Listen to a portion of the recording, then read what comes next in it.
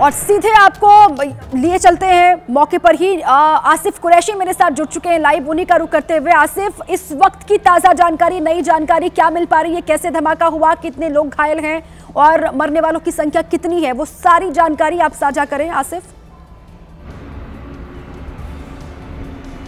दीपा, देखिए, आपसे थोड़ी देर पहले जो मरने वालों का आंकड़ा है वो बोला गया है कि अब 9 हो गया है और 29 से ज्यादा लोग जो है वो जख्मी हैं। जख्मियों के बारे में आंकड़े जमा किए जा रहे हैं क्योंकि बहुत सारे लोग जो अपने घरों में भी इस धमाके के समय मौजूद थे, वो विभिन्न प्रकार की जो डेब्री थी, चाहे वो टूटे हुए शीशे थे या कोई और चीज उन पे गिरी है, उस वजह से भी जख्मी हुए हैं। इसीलिए जो जख्मियों का आंकड़ा है वो बढ़ रहा है। मैं इस समय जिस जगह पे खड़ा हूं,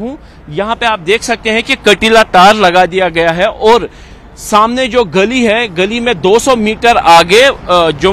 नौगाम का वो पुलिस स्टेशन है जहां पे ये धमाका हो गया। आप देख सकते हैं कि पुलिस के वरिष्ठ अधिकारियों की गाड़ियों का आने का सिलसिला भी लगातार जारी है क्योंकि इस पूरे इलाके की घेराबंदी करके रख दी गई है और इस पूरे इलाके को सैनिटाइज किया जा रहा है ताकि अगर विस्फोटक कुछ इस इलाके में फैला हुआ हो तो उसको निष्क्रिय किया जाए और ताकि कोई और धमाका ना हो। इसीलिए पूरा सैनिटाइजेशन ऑपरेशन इस पूरे इलाके में इस समय चलाया जा रहा है। मैं बता दूं कि ये एक रेजिडेंशियल इलाका है जहां पे रेजिडेंशियल इलाके के बीचों बीच नौगाम का पुलिस स्टेशन मौजूद है और हम जिस जगह पे खड़े हैं यहां से कुछ ही दूरी पर, तकरीबन 25 या 30 मीटर की दूरी पर,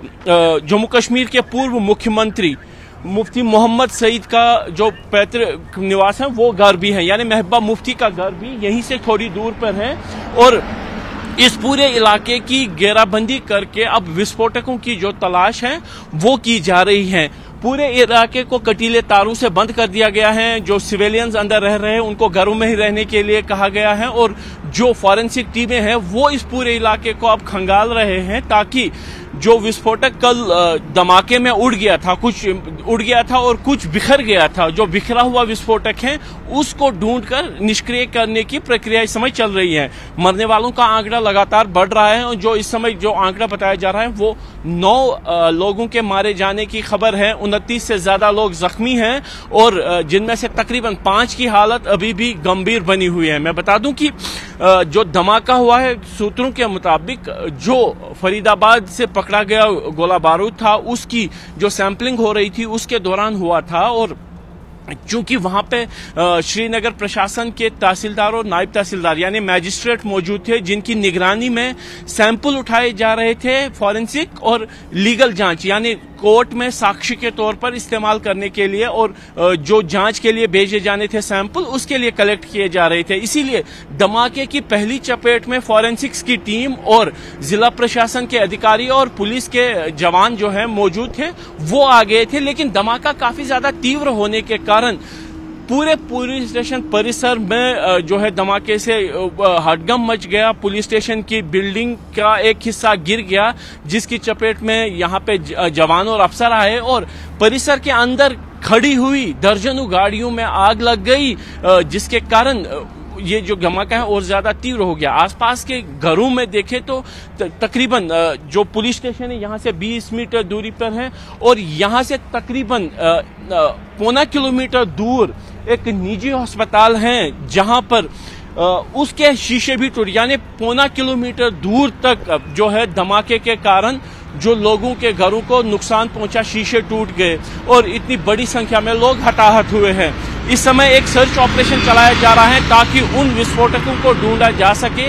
जो इस धमाके से बिखर गया है और फटा नहीं है, ताकि कोई और घटना न हो। इसीलिए सर्च ऑपरेशन चलाकर इस तरीके से कटीले तार लगाकर इस पूरे इलाके को बंद कर दिया गया है। दीपा जी आसिफ, और जो फरीदाबाद से अमोनियम नाइट्रेट वहां पर थाने में रखा गया था उसी में ये धमाका हुआ होगा, सूत्र ये जानकारी दे रहे हैं और आप भी यही जानकारी साझा कर रहे हैं कि अब इसकी जांच की जाएगी, उसके बाद जो आधिकारिक पुष्टि होगी उस पर लगातार नजर रहेगी। लेकिन आसिफ, जो आसपास लोगों के घर नजर आ रहे हैं, क्या वहां पर उनको भी, उनके जान को भी कोई नुकसान हुआ क्या, या फिर जो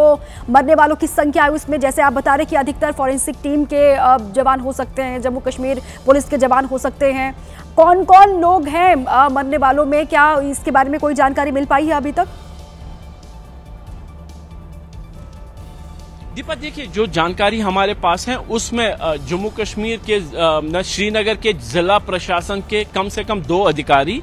फॉरेंसिक टीम और जम्मू कश्मीर पुलिस के 7 लोग इस धमाके में उनकी मृत्यु हो गई है। लेकिन चूंकि आधिकारिक तौर पर ना हमारे साथ कोई नाम साझा किया गया है, ना ही आंकड़े साझा किए गए हैं, इसीलिए हम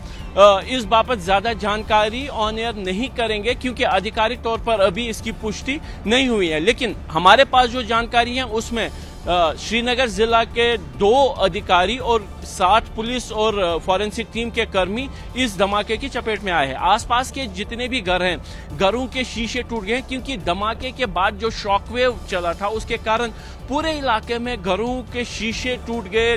खिड़की दरवाजे हिल गए, जिसके कारण लोगों को कुछ चोट आई। लेकिन प्रमुखतः जो हताहत हुए हैं उनमें ज्यादातर वही लोग हैं जो इस विस्फोट के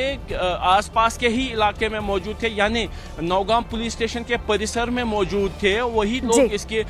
जो प्राइमरी टारगेट है वो बन गए हैं, जबकि माना यही जा रहा है कि जब धमाका हुआ जो कुछ विस्फोटक फट गया। बिल्कुल ठीक है आसिफ, इस बड़ी खबर पर लगातार बनी हुई है हमारी नजर। अब जिस तरीके से जो जानकारी वहां से सामने आ रही है, लग तो यही रहा है जो विस्फोटक फरीदाबाद से वहां पर ले जाया गया था उसी में धमाका हुआ है। थोड़ा सा इंतजार और करना होगा आधिकारिक जानकारी का।